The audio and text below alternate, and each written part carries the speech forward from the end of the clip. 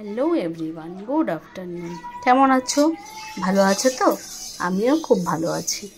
তো আজকে একটা জ্যান্ত মাছের ঝোলের রেসিপি করব।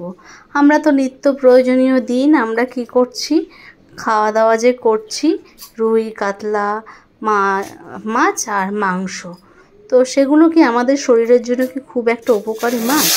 উপকারী মাছ নয়। মাঝে মধ্যে একটু উচিত জ্যান্ত মাছ খাওয়া।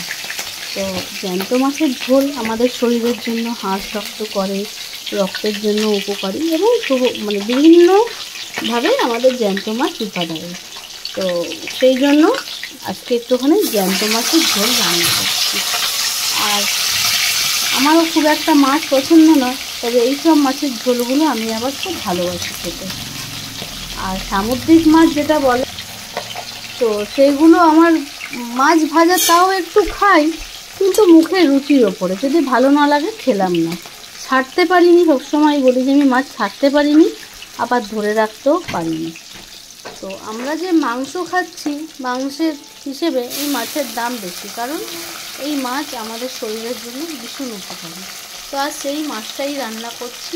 রান্না করব আদা কাঁচা লঙ্কা দিয়ে, বাটা দিয়ে আর জিরে বাটা দিয়ে। তো আজ আমি সবসময় জিরে বাটা আর কাঁচা লঙ্কা দিয়ে করি, আজ একটু আদা দিচ্ছি, কারণ একটু আদা কাঁচা লঙ্কা বাটা দিয়ে আজকে করব রান্না। এখন তো বেলা বাজে